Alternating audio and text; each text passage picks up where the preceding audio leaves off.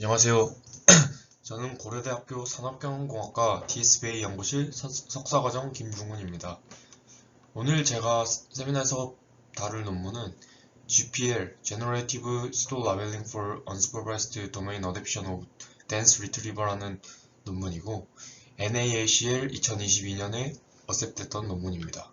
그럼 발표 시작하도록 하겠습니다. 먼저 발표 목차는 다음과 같습니다. 이 방법론에 대한 오버뷰를 다루고 그 다음에는 기존 연구 1개, 그 다음에 제한 방법론, 그리고 실험, 결론 순으로 진행하도록 하겠습니다. 오버뷰입니다. 이 방법론 같은 경우에는 원래 데이터로 훈련됐던 리트리버가 있었을 경우에 도메인 어댑션이 안 된다는 것을 지적을 하고 도메인 어댑션에 위해 도메인 데이터를 어떻게 사용하는지를 다룬 논문이라고 할 수 있습니다. 먼저 방법론은 굉장히 간단한데요. 첫 번째로 패세지로부터 신세틱 쿼리를 생성을 합니다. 다음 장표에서 보시는 것처럼 어떤 패세지가 있을 때 T5를 통해서 일정한 쿼리를 제너레이션을 합니다. 그 후에 이 제너레이티드 된 쿼리를 통해 네거티브 패세지들을 리트리브를 합니다. 마찬가지로 이 네거티브 패세지들은 원래 도메인 텍스트에 대해서 진행을 하게 됩니다. 그리고 마지막으로는 크로스 인코더를 통해서 쿼리 패시지 페어에 대해서 수도 라벨링을 진행을 해서 이 쿼리에 대해서 이 패시지에 대한 점수가 어느 정도 되는지를 산출을 하게 됩니다. 다음은 기존 연구 한계입니다. 본 슬라이드에서는 덴스 리트리버 방법론들의 한계점에 대해서 다루고 있습니다. 여기 아래 보이는 실험 장표는 베어라는 논문에 나왔던 실험 장표인데요. 덴스 리트리버 메소드의 좋은 성능, 퍼포먼스를 위해서는 엄청난 양의 트레이닝 데이터가 필요합니다. 여기 있는 이제 스파스, 덴스, 레이트 인터랙션, 랭킹 모델 같은 경우에는 지금 MS 마르코 데이터셋으로 훈련된 것을 확인하실 수 있습니다. 그리고 이렇게 엄청난 양의 트레이닝 데이터로 훈련했음에도 불구하고 도메인 시프트에 굉장히 민감하다는 특징을 가지고 있는데요. 여기 이제 맨 아래줄에 BM25와의 결과를 보시면 이 MS 마르코 이외에 다른 데이터셋에 대해서 성능을 재고 거기에 대해서 평균을 낸 것을 얼마나 떨어졌는지를 확인하는 지표인데요. 이제 덴스 리트리버 방법론 같은 경우에 지금 BM25보다 상당히 많은 폭으로 퍼센트가 떨어진 것, 성능이 낮아진 것을 확인하실 수 있습니다. 그 다음으로는 이 GPL이라는 논문이 메인 타겟으로 하고 있는 QGen이라는 어떤 논문에 대해서 설명드리려고 합니다. 이 QGen이라는 논문 같은 경우도 도메인 시프트 그리고 도메인 데이터에 대해서 어떻게 활용할지에 대해서 다룬 논문이라고 할 수 있습니다. 이 QGen이라는 논문은 아래에 이제 출처에 남겨놓은 이 논문에서 나온 논문이니 궁금하시면 한번 읽어보시면 좋을 것 같습니다. 먼저 QGen에서는 기존 QA 데이터셋에 대해서 쿼리 제너레이터 트레이닝을 진행을 합니다. 이 쿼리 제너레이터 트레이닝을 할 때는 일반적인 그 스탠다드한 바닐라 트랜스포머 형태를 사용을 하게 됩니다. 그리고 이 모델을 훈련시킬 때 하드 네거티브를 사용을 하지 않고 인배치 네거티브로 훈련을 하게 됩니다. 즉 포지티브 패시지에 대한 정보는 있지만 나머지는 다 네거티브로 계산을 하는 그런 형태로 훈련이 진행된다고 말씀드릴 수 있을 것 같습니다. 그리고 멀티플 네거티브 랭킹 로스라는 것을 사용을 해서 어떤 포지티브와 그렇지 않은 것들의 차이를 극대화시키는 로스를 사용을 해서 훈련시키는 어떤 모델이라고 할 수 있습니다. 그리고 모델 구조 같은 경우는 굉장히 간단하게 버트 기반의 모델 구조를 사용하고 있습니다. 다음으로는 제한 방법론입니다. 제한 방법론은 아까 오버뷰에서 말씀드렸던 것과 거의 유사한 단계로 이루어지고 있습니다. 먼저 첫 번째로는 쿼리 제너레이션 단계가 있습니다. 쿼리 제너레이션은 타겟 코퍼스에 대해서 패시지당 T5를 사용을 해서 3개의 쿼리를 제너레이션을 합니다. 물론 이것도 뒤에 실험 장표에서는 데이터셋마다 조금 다른 수의 쿼리 제너레이션이 있지만 기본적으로 메소드에서는 패시지당 3개의 쿼리를 제너레이션을 한다고 언급이 되어 있습니다. 그리고 두 번째는 네거티브 마이닝을 진행을 합니다. 이때 네거티브 마이닝은 덴스 리트리버 모델을 가지고 진행을 하고요. 이 네거티브 마이닝 같은 경우는 이미 존재하는 새롭게 어떤 훈련을 시키거나 학습시킨 게 아니라 이미 존재하는 덴스 리트리버 모델을 통해서 제너레이티드 된 쿼리, 이 위에 쿼리 제너레이션에서 생성된 쿼리당 50개의 네거티브 패시지를 마이닝을 한다고 합니다. 이때 이 덴스 리트리버의 성능이 매우 좋을 필요는 없고 BM25 리트리버보다 약간 더 성능이 좋을 정도의 덴스 리트리버 모델을 사용을 해도 괜찮다고 합니다. 그리고 마지막으로 이 T5와 크로스 인코더 모델 모두 MS 마르코에 대해서 미리 훈련되어 있는 모델을 사용을 한다는 것을 언급을 하고 있습니다. 이렇게 쿼리 제너레이션과 네거티브 마이닝이 끝나게 되면은 다음은 수도 라벨링을 진행을 하는데요. 이 수도 라벨링은 쿼리, 포지티브, 네거티브 패시지에 대해서 이 마진, 델타라는 것을 계산을 합니다.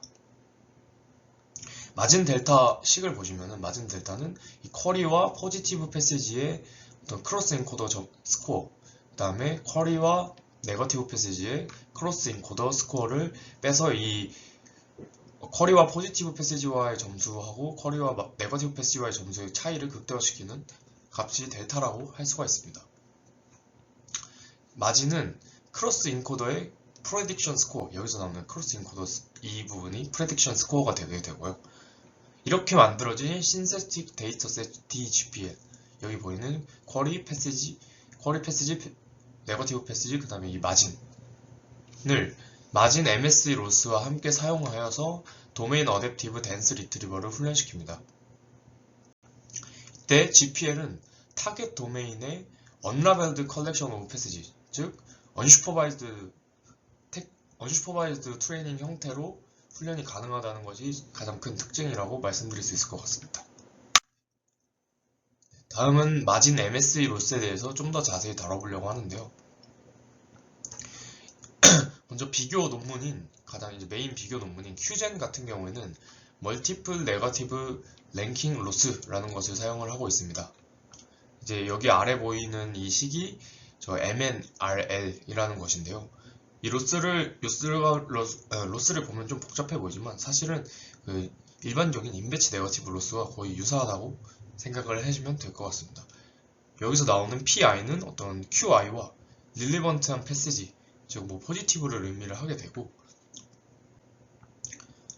네, 그 다음에 이 시그마는 시밀러리티 펑션, 뭐 코사인 시밀러리티가 될 수도 있고, 뭐 닷 프로덕트가 될 수도 있습니다. 그 다음에 여기서 나오는 M은 배치 사이즈를 의미를 하게 됩니다. 이 MNRL이라는 것은 쿼리와 패시지 간의 코러스 릴레이션십만을 고려하고 있다는 문제점이 존재를 하게 됩니다. 즉 쿼리와 패시지, 어떤 패시지가 관계가 있는지 관계가 없는지만을 고려하고 있기 때문에 하드 네거티브를 사용을 하지 않아서 좀 더 정교한 모델링이 가능하지 않다는 문제점이 있습니다. 반면에 본 논문에서 제안한 이 마진 MSE 로스를 사용하자는 주장에는 그 마진 MSE 로스 같은 경우에는 쿼리 패시지 페어를 어떤 파워풀 티처 크로스 인코더를 통해서 소프트 라벨링이 가능하게 되고, 스튜던트 덴스 리트리버가 이 티처 크로스 인코더의 스코어를 배우도록 하는 것이 목적이라고 말을 하고 있습니다. 그래서 이 마진 MSE 로스가 사실 이 GPL이라는 방법론의 가장 크리티컬한 컴포넌트라고 말씀드릴 수 있습니다. 마진 MSE 로스의 식을 보시면 이제 왼쪽 MNRL에 비해서 굉장히 간단한 것을 확인할 수 있는데요. 그럼 여기서 이제 델타 i와 햇과 델타 i가 무엇인지만 알면 되는데, 이 델타 i 햇 같은 경우에는 아까 앞에서 다뤘던 마진 스코어인데 그 스튜던트 덴스 리트리버에서 나온 마진 스코어가 되고, 그 다음에 델타 i 햇이 이거고 여기 로테이션이 잘못됐는데 델타 i 같은 경우가 그 티처 모델의 어떤 스코어가 되게 됩니다. 그래서 이 마진 MSE 로스의 특징 같은 경우는 크로스 인코더와 하드 네거티브로 인해서 덴스 리트리버가 Q젠보다 훨씬 정교한 학습이 가능합니다. 이게 무슨 말인지 다시 말씀드리면, 크로스 인코더의 어떤 스코어, 그런 방식을 덴스 리트리버, 즉 여기서는 스튜던트 모델이 배우게 됨으로써 좀 더 강한 성능이 좋아지는 효과를 기대를 할 수가 있고, 그 다음으로는 하드 네거티브를 포함해서 모델링을 할 수 있는 로스를 사용을 함으로써 좀 더 정교한 이 리트리버 학습이 가능하다는 장점이 있습니다. 다음으로는 실험에 대해서 다루도록 하겠습니다. 먼저 실험 세팅에 대해서 말씀드리도록 하겠습니다. 실험 세팅에서는 일단 좀 베이스가 되는 소스 도메인 데이터로는 MS 마르코 데이터셋을 사용을 해서 이제 모델들을 학습을 시키고 있다고 말을 하고 있습니다. 그리고 이 모든 실험에서 베이스 리트리버 모델로는 디스틸버트를 사용을 하고 있다고 합니다. 즉 이 디스틸버트를 리트리버를 사용을 하고 그 다음에 MS 마르코를 데이터셋을 사용을 해서 베이스라인 모델을 학습시켰다고 말씀드릴 수 있습니다. 그 다음에 쿼리 제너레이션을 할 때는 MS 마르코에 대해서 훈련된 DAC-T5 쿼리 모델을 사용을 했다고 하고 있고, 그 다음에 네거티브 마이닝을 할 때는 다음에 적힌 디스틸버트의 MS 마르코로 훈련된 다음과 같은 그 모델들을 사용을 했다고 하고 있습니다. 그리고 3단계였던 그 크로스 인코더 같은 경우에는 MS 마르코의 이 미니 LM이라는 것을 사용을 했다고 합니다. 이밸류에이션 평가지표 같은 경우에는 지금 도메인 데이터로는 다음과 같은 피카부터 로버스트 이 데이터까지 6가지 데이터를 사용을 했고, 각 데이터는 지금 이 태스크에 맞게 전처리가 된 상태입니다. 그리고 평가지표 같은 경우에는 많이 사용되고 있는 MDCG10을 사용을 하고 있다고 합니다. 다음은 베이스라인 모델들입니다. 먼저 제로샷 모델입니다. 이 제로샷 모델은 이 MS 마르코나 PAQ에 대해서 슈퍼바이즈드로 트레이닝이 된 모델들입니다. 그래서 이제 MS 마르코가 있고, 그 다음에 PAQ하고 MS 마르코를 같이 학습시킨 모델, 그 다음에 TSDA 구조에 대해서 MS 마르코로 학습을 시킨 모델, 그 다음에 BM25가 제로샷 모델의 베이스라인이 되고 있습니다. 그 다음에는 이전에 도메인 어댑션 메소드들의 이전 방법론들을 몇 가지를 다루고 있는데, 먼저 UDALM이라는 MLM 트레이닝과 멀티태스크 러닝을 같이 진행했다는 특징을 가지고 있는 모델이 있고, 그 다음에는 MODIR이라는 안세 체크 포인트를 사용을 해서 도메인 어드버서리얼 트레이닝을 진행한 모델이 있습니다. 그리고 세 번째 베이스라인 모델들인 프리트레이닝 베이스드 도메인 어댑션 모델들이 있는데요. 여기서는 프리트레이닝 같은 경우는 타겟 코퍼스로 프리트레이닝을 하고, 아까 말씀드렸던 6가지 코퍼스에 대해서 프리트레이닝을 하고, 그 다음에 슈퍼바이즈드 러닝을 MS 마르코 데이터셋에 대해서 추가적으로 진행을 한 모델들이라고 말씀드릴 수 있습니다. 이 모델들 같은 경우는 CD, 콘덴서, 그 다음에 CMCSE, 그 다음에 컨트래스티브 텐전, MLM, 여기서는 MLM 버트를 의미하게 되고, 그 다음에 ICT, TSDA 모델을 사용을 했다고 합니다. 그리고 다음은 본 논문이 메인으로 비교를 하려고 하고 있는 제너레이션 베이스드 도메인 어댑션 방법론입니다. 타겟 코퍼스와 슈퍼바이즈드 러닝을 MS 마르코에 대해서 진행을 해서 훈련을 시켰다고 하고 있고, QGen이라는 모델이 있습니다. 그리고 마지막으로는 크로스 인코더의 리랭킹을 레퍼런스 스코어로 사용을 하기 위해서 이 베이스라인을 제시를 해놨는데, 여기서는 퍼스트 리트리버를 하고 거기에 대해서 크로스 인코더를 다음과 같은 미니 LM을 사용을 해가지고 실험 결과를 리프팅을 하고 있습니다. 그리고 종류는 BM25, 그 다음에 MS 마르코, 그 다음에 TSDA가 있습니다. 첫 번째, 이 프리트레이닝 베이스드 도메인 어댑션 메소드들과의 성능 비교입니다. 그래서 이 아래 성능 비교 폴을 보시면 TSDA, MLM, ICT 같은 경우에는 제로샷 베이스라인 모델, 여기서 보면 이제 MS 마르코 에버리지 스코어를 보시면 되는데, 이것에 비해서 퍼포먼스가 이제 여기 안에 있는 이 세 개 같은 경우는 퍼포먼스가 높고, 이 중에서도 TSDA가 45.2에 비해서 49.2로 가장 효과적인 것을 알 수 있습니다. 이 반면에 이 CD, CT, CMCSE는 성능이 지금 이 베이스라인보다 낮은 것을 확인하실 수 있고, 이것은 도메인 어댑션 성능이 낮다는 것을 의미한다고 말을 하고 있습니다. 그다음에 두 번째로는 previous 도메인 어댑션 메소드들에 대한 성능 비교입니다. 먼저 UDALM과 MODIR 모두 제로샷 여기서 똑같이 제로샷 베이스라인 모델에 비해서 성능이 상당히 낮은 것을 확인하실 수가 있습니다.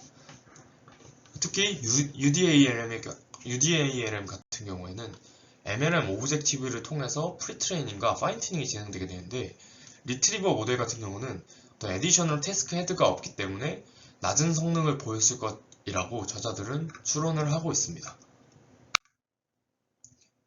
그리고 세 번째로는 제너레이션 베이스드 도메인 어댑션 메소드들에 대한 비교입니다.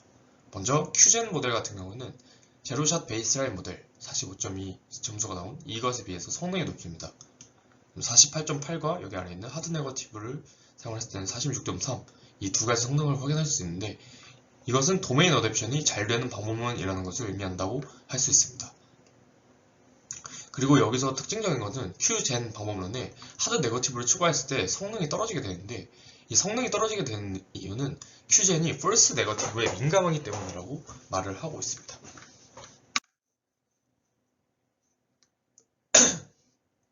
다음은 이제 본 논문의 방법론인 GPL의 성능 결과표입니다. GPL은 지금 보시면 거의 모든 모델에 비해 성능이 높습니다.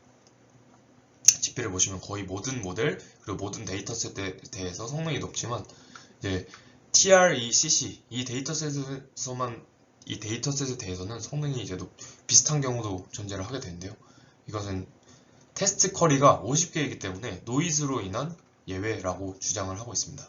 그리고 이 GPL 방법론과 TSDAE 프리트레이닝 방법론을 함께 사용을 하면은 추가적인 성능 향상이 가능하다고 합니다. 점수가 원래 이제 베이스라인이었던 45.2 스코어에 비해서 지금 52.9로 엄청나게 상승한 것을 확인하실 수가 있습니다. 네. 그리고 마지막으로는 릴랭킹 미드 크로스 인코더와의 어떤 실험 결과 비교입니다. 레퍼런스 스코어를 위해서 크로스 인코더의 성능을 계산을 해봤더니 지금 보면 이 부분이 되게 되는데, 덴스 리트리버들에 비해서 성능이 훨씬 높지만 이것은 계산 비용이 너무 커서 사용이 어려운 크로스 인코더 모델들이고, 그리고 이것에 비해서도 상대적으로는 이 TSDA 플러스 GPL을 사용한 방법론이 점수가 많이 낮지 않다는 것을 저자들은 주장을 하고 있습니다. 네. 다음은 어떤 이 모델의 특징에 대한 분석 실험들을 진행을 했던 부분인데요. 먼저 첫 번째로 트레이닝 스텝의 영향력입니다. 지금 보시면 이 GPL과 TSDA 플러스 GPL을 사용한 경우에 지금 거의 이 100K 스텝까지는 성능이 상승하다가, 그 이유는 조금 이제 성능이 수렴을 하고 모델 성능이 수렴을 한다는 것을 확인하실 수 있습니다.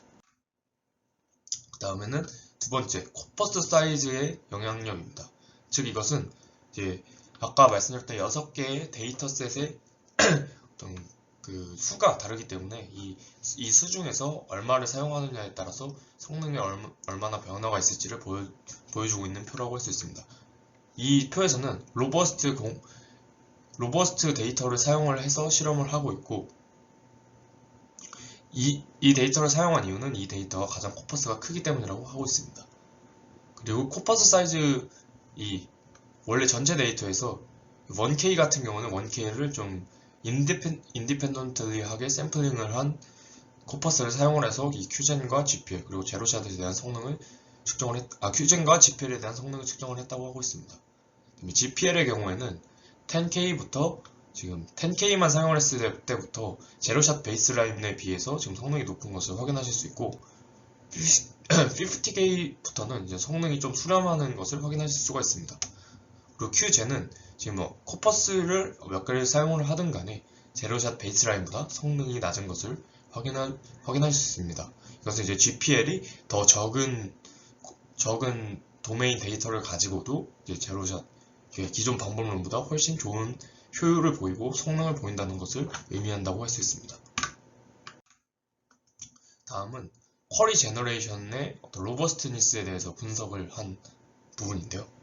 그래서 보시면 여기 이 숫자가 패세지당 쿼리를 몇 개를 생성했을 때 결과가 어떤 식으로 나오는지에 대한 실험 정표이고, 그 다음에 여기 데이터셋 아래에 있는 이 숫자가 이 코퍼스 수라고 할 수가 있습니다. 보시면 이 로버스트 데이터 같은 경우에는 쿼리를 하나만 사용했을 때가 점수가 제일 높고, 그 후에는 거의 비슷하게 수렴을 하는 것을 확인하실 수 있는 반면에, 이 사이팩트와 피카 같은 경우에는 지금 쿼리 수를 50개까지 늘렸을 때 성능이 가장 거의 좋은 것을 확인하실 수가 있고, 이는 이제 코퍼스 데이터 수가 적으면 쿼리 제너레이션이 많이 필요하다는 것을 의미한다고 하고 있습니다. 네, 다음으로 마지막으로는 케이스 스터디입니다.